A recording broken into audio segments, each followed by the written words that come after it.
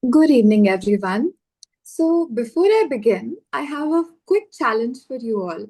So, imagine if you were a king or a queen and this were your castle.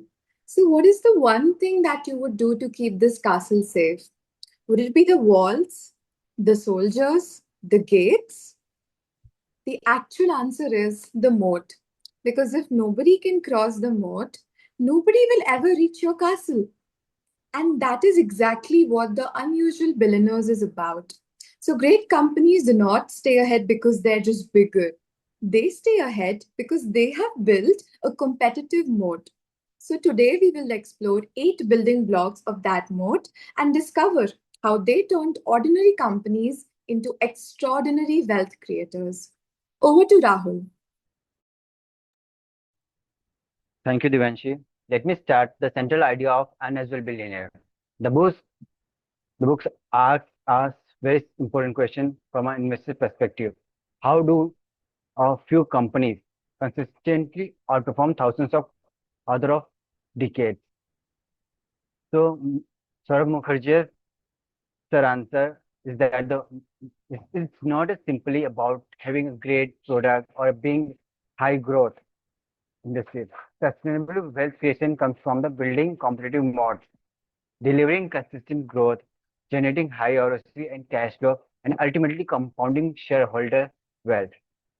The framework on the right highlights the building blocks behind this continuous innovation, strong brand equity, robust business architecture, competitive advantage, disciplined capital allocation, and the long-term orientation.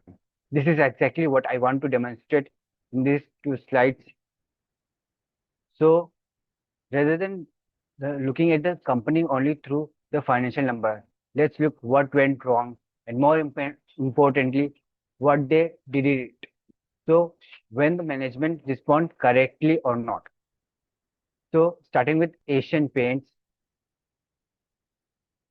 the key lesson is governance and resilience. The promoter level conflict around the stake share represented a potential business risk, but the company's governance mechanism and institutional structure have contained the impact. More importantly, the mode continued to strengthen through the product innovation, distribution, and supply chain capabilities. The important innovation here is not just a new products, it's a three-pillar mode: product supply chain and a process efficiency. For example, it's a wider product portfolio, strong dealer network, and the technology-enabled forecasting reinforce each other. Berger Paints give us slightly different lesson. Sometimes discipline itself an innovation. The company avoided excessive diversification and maintained focus on its core paint business. At the same time, it invested in the tinting machine, express painting solution, formulation R&D. So innovation was the used to strengthen the core rather than distract management from it. Marico demonstrated the importance of course of action. Some launches, such as a Whistle and Pulses, did not work, and the acquisition strategy during 2007 to 12, but also presumed on pressure on returns. But Marico responded by innovating across packaging, products, and financial discipline, with greater focus on core brands and return metrics. Finally, Jockey showed that even a successful brand can face early supply chain and scaling challenges. Its response was to build much broader innovation engine, frequent challenges, and frequent launches, 3D innovation, sports performance, products, and localized supported by the Jockey ecosystem. So common threads, these four companies is the mistakes itself it did not destroy the mod. The management's ability to recognize to correct and innovate around the mistakes determine the outcome. The same principle becomes even more interesting when we have to move to financial and industrials.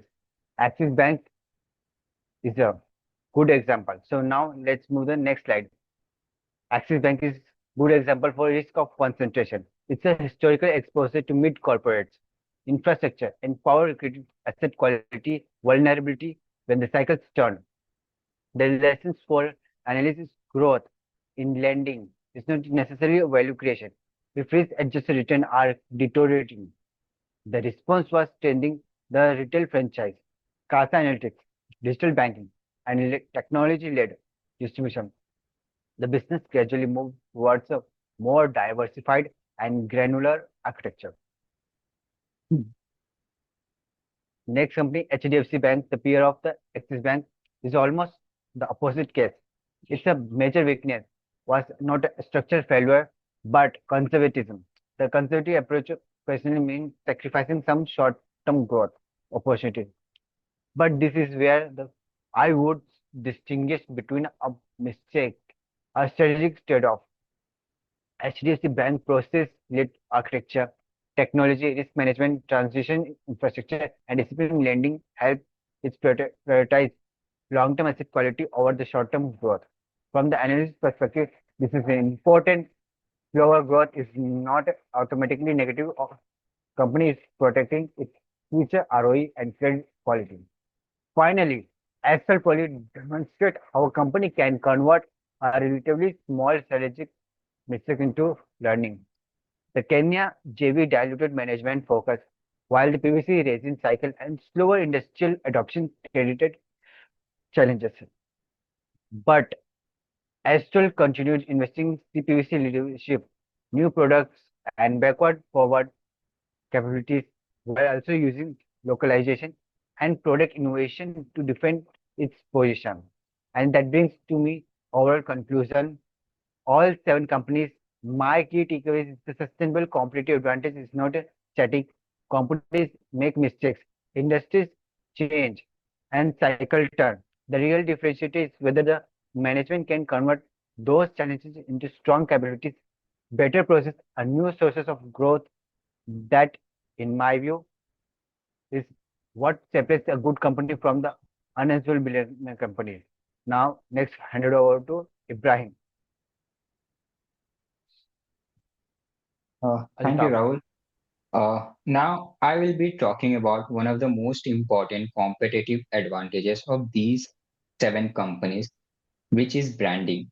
A brand is much more than just a logo or a company name. Strong brand is built on trust, quality, and consistent. When customers trust a brand, they don't spend much time comparing it with competitors. They simply buy it because they know what to expect. This trust takes many years to build, but once it is stabilized, it becomes very difficult for competitors to copy it. In The Unusual Billionaires by Mr. Saurabh Mukherjee, explained that the seven companies did not become successful because they sold the cheapest product. Instead, they focus on delivering consistent qualities and creating a strong reputation over many years. For example, when people think about buying paint for their home, many customers immediately think of Asian paint. This is not because it is always the cheapest option, but because people trust its quality, wide product range, and reliable services. Similarly, Jockey, through Page Industry, has become a trusted brand in India. Customers are willing to pay a higher price because they believe this product is comfortable, durable, and better qualities. This strong customer trust gives these companies pricing power, repeated businesses, and long-term profitability. That is why branding becomes one of the strongest competitive advantages of these businesses. Next slide, please. Over here, another important point about branding is that it creates customers' loyalty. When customers have a good experience with the company, they are more likely to purchase the same brand again and again and recommend it to others. It may be family's member, friends, or maybe someone else.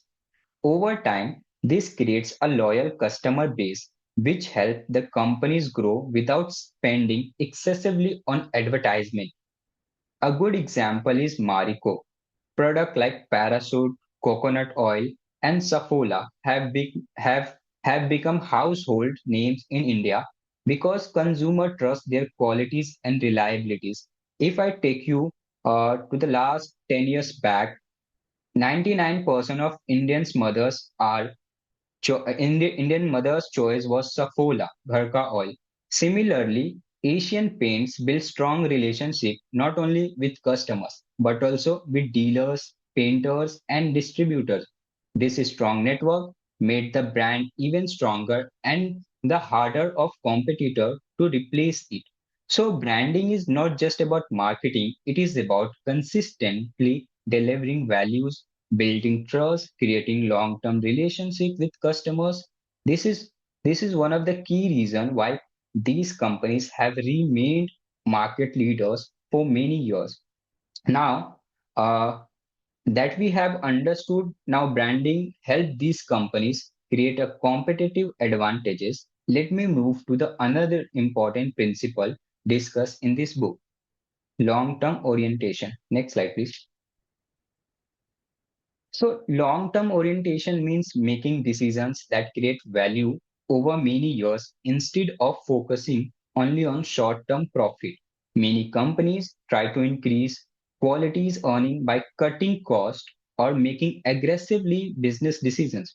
However, the companies discussed in the book Unusual Billionaire followed a different approach. They were willing to sacrifice short term profits if it helped them to build a stronger business for the future growth. For example, Asian Paint invested heavily in technology, supply chain management, and dealer relationship long before these investments generate visible profit. These decisions required patience, but over time that they helped the company become the market leader. Next slide, please. Over here, we can see another example of HDFC Bank. Instead of expanding aggressively without proper system, the bank focused on maintaining strong underwriter standards, managing risk carefully, and investing continuously in technology.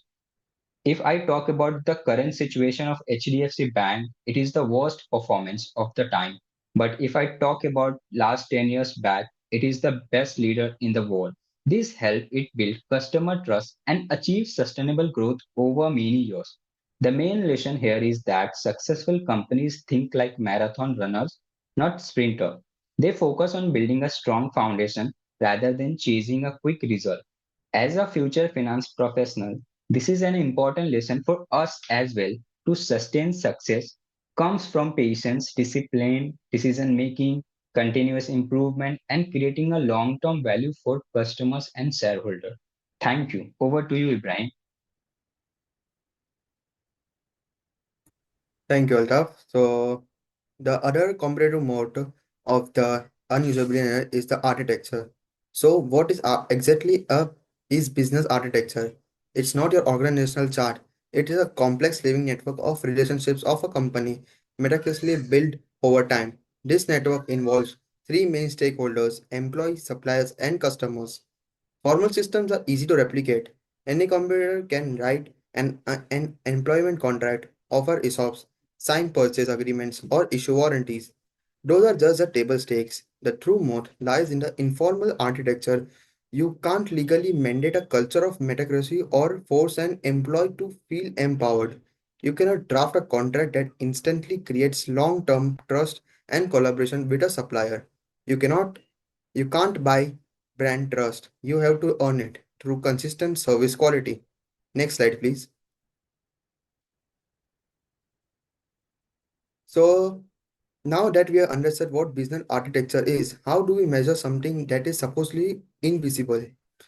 On this slide, we have an architecture scorecard. This is a framework used to evaluate the true depth of the system and culture across some of the India's most successful compounders, often referred to as the unusual billionaires.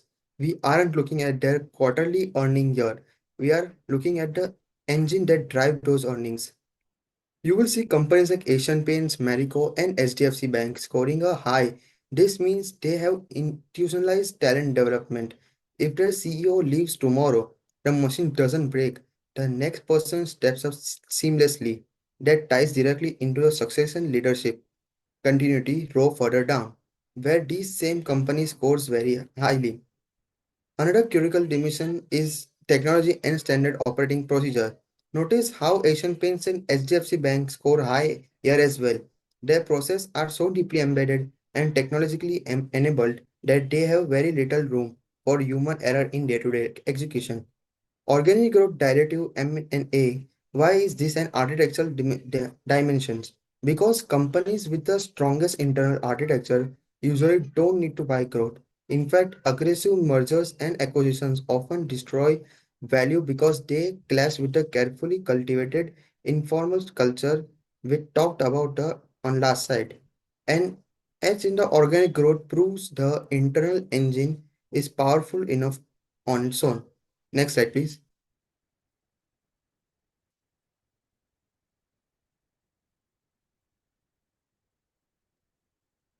Let's move from the scorecard to the real world. What does this architecture in action actually looks like on the ground?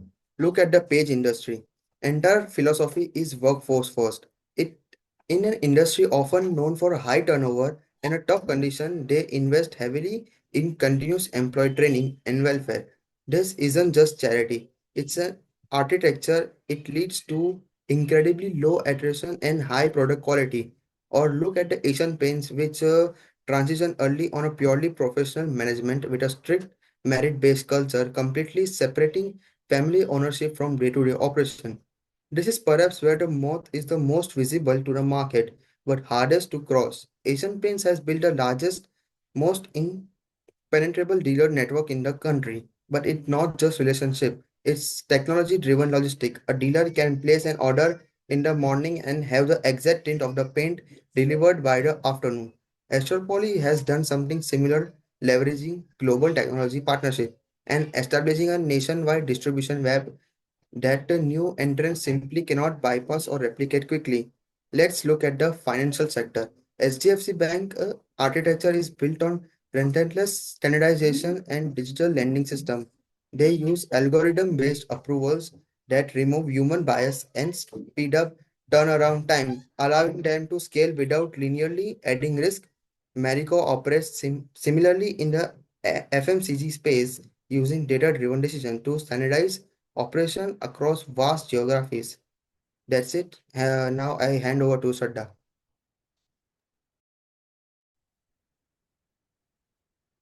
Thank you, Ibrahim. So I'll be explaining strategic assets and capital allocation. So starting with strategic assets are unique resources, relationship, and capabilities that competitors cannot easily replicate. This helps company to achieve sustainable growth and profitability over the long time. So now let's look at some companies, how these companies build these strategic assets. Starting with Asian Paints strategic assets lies in its extensive manufacturing and distribution network, strong dealer relationship, technology-driven supply chain, and efficient inventory management. These capabilities help company to reduce its inventory cost and delivery and improve delivery speed and making it market leader in paint industries. Next, HDFC Bank. HDFC's bank strategic asset lies in its extensive branch and ATM network, strong CASA deposit base, customer trust, and technology-driven banking ecosystem. So this allows bank to deliver better customer service and maintain consistent growth. Moving on to page industry enjoys exclusive license to manufacture and to market jockey product in India, along with strong brand equity, extensive distribution network, and operational excellence give the page industry a durable competitive advantage. Astral Finally, Astral Strategic Assets.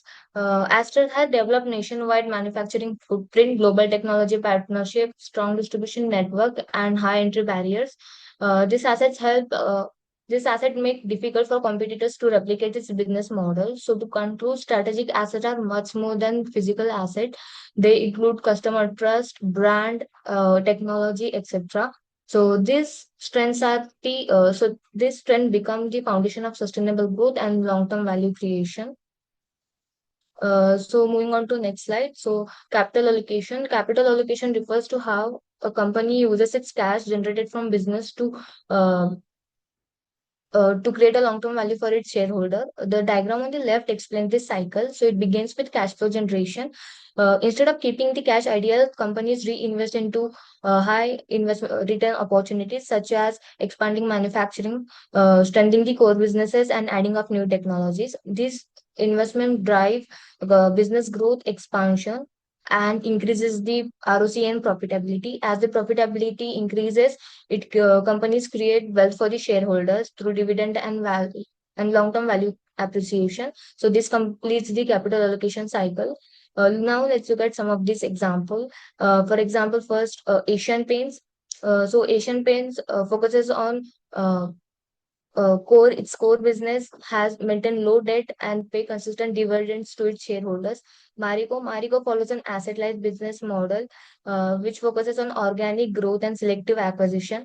Berger Pens disciplined investment in manufacturing and distribution network and maintaining low debt. Axis Bank allocates capital through strengthening its core banking business, investing into digital capabilities and improving asset quality. So to conclude, uh, the successful companies does not become exceptional because they earn earn high profits. They become exceptional because they invest those profit wisely into high return opportunities, maintain financial discipline, and create long term value for their shareholders. So moving on to the next slide, this slide explains about ROCE as the capital allocation filter. So whenever a business get an investment opportunity, it first checks whether the investment can generate returns above the cost of capital.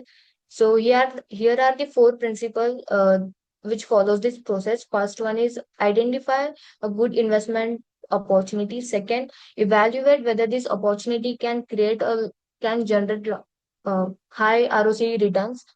Third, invest with discipline instead of chasing growth for the sake of growth. Finally, allocate capital where it can create long-term value for shareholders. So finally, companies like HDFC Bank and Astral disciplined has followed consistently this disciplined approach.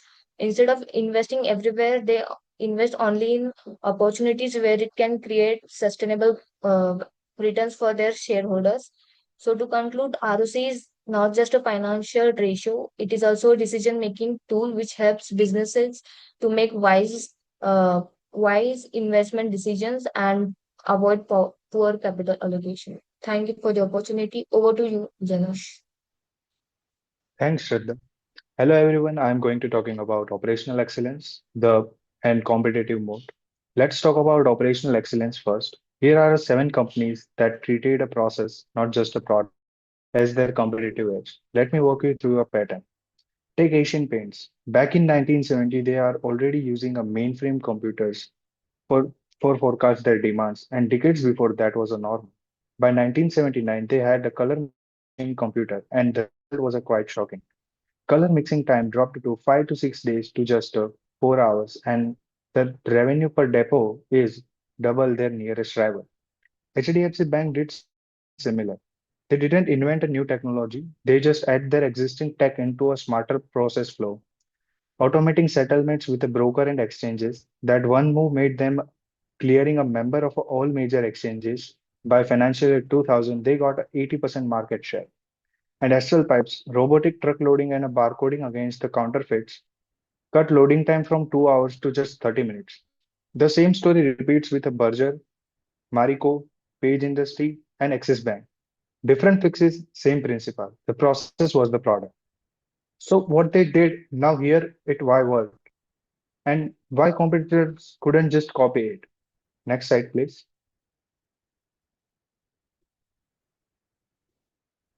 Next slide, please. Warren Buffett has this idea. Think of a company as a castle, and a moat is a whatever sustainability keeps the competitors out. A real moat has to pass a two test. It has to be hard to copy. Second, it has to be a durable for a year. There are four kinds. First, innovation, a new product or a process. Honestly, the weakest moat alone, and easy to copy once it to work. Second, brand and reputation. Expensive to build, but once customer trusts you, it's powerful. Third, architecture. Your relationship and culture with your employees, dealers, and suppliers. This is the hardest one to copy because the competitor couldn't just buy your company's culture. Fourth, strategic assets. License, patents, exclusive tie-ups, access to a raw material. This is not a simply you can get around. Here the real insight. The companies that win a long-term gain they doesn't rely on one of these. They stack them together. So let's put a framework to a work and which mode each company actually standing behind. Next slide, please. So Asian Paints mode strategic assets, 35,000 dealers and 100 crore revenue per depot, twice their nearest rival.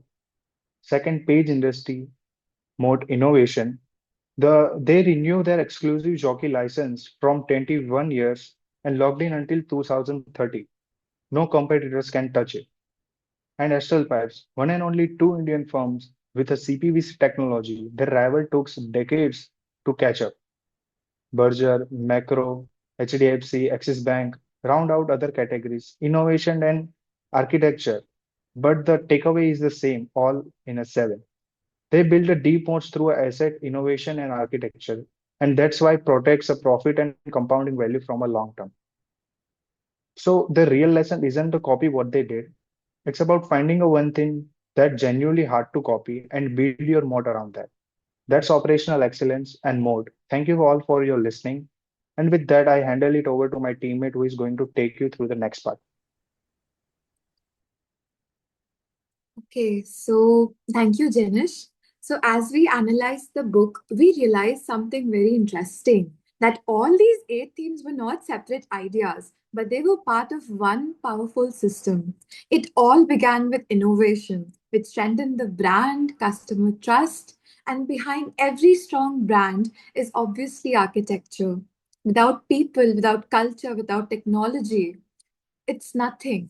And then came smart capital allocation, which eventually led to building a powerful and lasting competitive moat. So, what impressed us was not that all of these companies were wonderful, but they were actually from very different industries, but still they followed the same playbook. Like Astral, it created a market through innovation. Page Industries created a premium brand through operational excellence. And Berger Paints, well, everybody knows about its leadership and its continuous improvement tales. So, our biggest takeaway from this is that great companies do not rely on competitive advantage, but they reinforce each other. Like they reinforce so many strengths that competitors find very difficult to compete with and to cross it. So, moving on to the next slide, that is critical evaluation. After reading the book, one thing became very clear to us that these companies did not just become great companies overnight. It was years and years of disciplined decisions. So, like we can, if we talk about from the management's perspective, from the managerial implications, our biggest takeaway was that you should focus on long term value instead of chasing growth. Berger Paints kept reinvesting in its core business, and Page Industries, well, it funded its entire growth internally, and it also maintained a 55 to 60% dividend payout. That is amazing. And when we talk about from the investor's perspective, investors should not ask, is the company growing? But they should ask, why is this company growing when its competitors are not growing? So Mukherjee encourages us to look beyond profits and actually evaluate how the management is, how the capital allocation is, and how the moats are. So just for example, Berger Paints outperformed the Sensex by over 31 times, and Page Industries delivered a 47% CAGR. I mean, that is amazing. So, my biggest takeaway was that successful investing is not about buying the cheapest stocks that you find, but you should find exceptional businesses and then obviously let compounding do the rest of your work. So, if I want to conclude our entire presentation, next slide. As a team, our biggest challenge was not understanding all of these themes. It was easy, but all these separate ideas, understanding them like a story, that is where our teamwork came in the picture.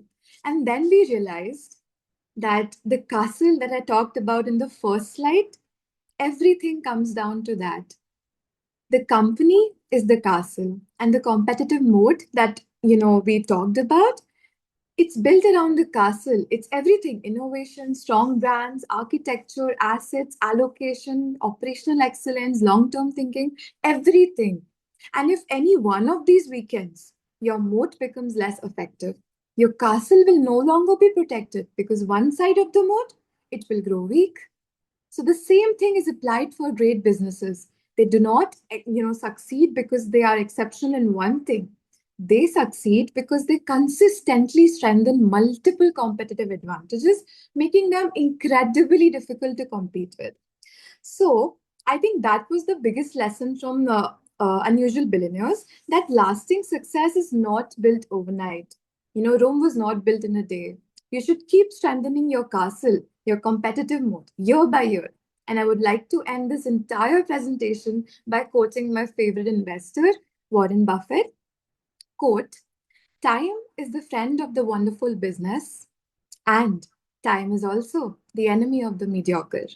Unquote. Thank you.